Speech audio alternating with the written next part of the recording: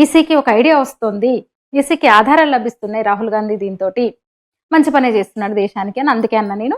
గతంలో చూసిన మీ హడావిడే పెగసాస్ అన్నాడు, ఏమైంది? హడావిడి చేశాడంతే స్పైవేర్ మీద. మరి ఎవరెవరి ఫోన్ల మీద స్పైవేర్ ఉంది, మీరు ఫోన్లు ఇవ్వండి అంటే మళ్ళీ ఒక్కరు కూడా వెళ్ళలేదు, అసలు దాని మీద మాటనే మాట్లాడలేదు రాహుల్ గాంధీ. రాఫెల్ గురించి కూడా పేపర్ నోటింగ్ అన్నాడు, ఫైల్స్ నోటింగ్ అన్నాడు, అన్ని తప్పని తేలింది.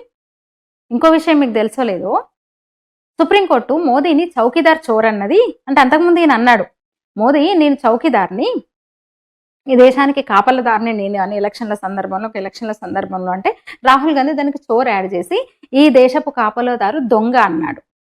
అయితే ఒక సందర్భంలో సుప్రీంకోర్టు కూడా అన్నది, ఒప్పుకున్నది, నేను మోదీని చౌకీదార్ చోర్ అన్నప్పుడు సుప్రీంకోర్టు కూడా మాట అన్నది అన్నాడు. ఎవరో కోర్టుకు వెళ్ళారు, మీరు అన్నారా సుప్రీంకోర్టు మీరు భారత ప్రధాని చౌకీదార్ చోర్ అని మీరు కూడా అన్నారా అంటే దానికి సుప్రీంకోర్టు సీరియస్ అయింది, అడిగింది ఎక్కడన్నాం మేము ఎక్కడన్నాం అని అంటే సారీ చెప్పాడు రాహుల్ గాంధీ వెళ్ళి.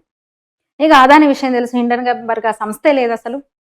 ఇంకోటి ఈవీఎంలతో గెలిచిండ్రని కూడా ఎంత హడావిడి చేశాడు.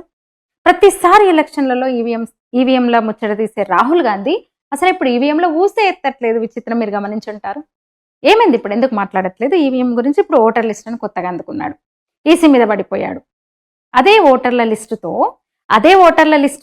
అదే ఈసీతో తెలంగాణలో గెలిచారు. మొన్న తెలంగాణ అసెంబ్లీ ఎలక్షన్లో గెలిచారు. ఎంపీలుగా బీజేపీ ఎక్కువ గెలిచింది కాబట్టి అప్పుడు ఈవీఎం గుర్తొచ్చింది. తెలంగాణ అసెంబ్లీ ఎలక్షన్లో ఆ రిజల్ట్ వచ్చినప్పుడు కాంగ్రెస్ గవర్నమెంట్ అన్ని సీట్లతో గెలిచినప్పుడు మాత్రం ఈవీఎంల అవకతవకలని ఈవీఎం గురించి ఏమీ మాట్లాడలేదు. పార్లమెంట్ ఎలక్షన్లలో అంతకన్నా ఒక 10% ఓట్లు అటు ఇటు అవుతాయి, డెఫినెట్గా అవుతాయి. అదే ఓటర్ లిస్టుతో పశ్చిమ బెంగాల్లో మమత గెలిచింది, గెలుస్తూ వస్తుంది, వరుసగా గెలిచింది మమత.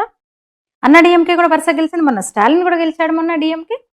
ఆప్ పంజాబ్లో గెలిచింది, ఢిల్లీలో గెలిచింది వరుసగా, మొన్న ఓడిపోయింది అనుకోండి.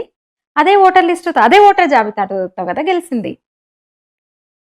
ఛత్తీస్గఢ్లో కాంగ్రెస్ గెలిచింది, వరుసగా హ్యాట్రిక్ కొట్టిన బీజేపీ, మధ్యలో కాంగ్రెస్ గెలిచింది. ఎన్డీఏ టైంలోనే, ఎన్డీఏ అంటే మోదీ ప్రధానిగా ఉండగానే, జార్ఖండ్లో మోదీ ప్రధానిగా ఉండగానే హేమంత్ సోరెన్ గెలిచాడు, జేఎంఎం గెలిచింది. కాశ్మీర్లో మొన్న ఫరూక్ అబ్దుల్లా గెలిచాడు, ఫస్ట్ టైం 378 తర్వాత ఎలక్షన్స్ జరిగితే అక్కడెందుకు మరి ఈవీఎం ట్యాంపరింగ్ చేయలేకపోయినారు? ఫరూక్ అబ్దుల్లా పార్టీ గెలిచింది. అదే ఈసీ, అదే ఓటర్ లిస్టు, అవే ఈవీఎంలు ఉన్నాయి కదా. అంటే పార్లమెంట్ ఎన్నికలప్పుడు మాత్రం ఈవీఎం అనాలి,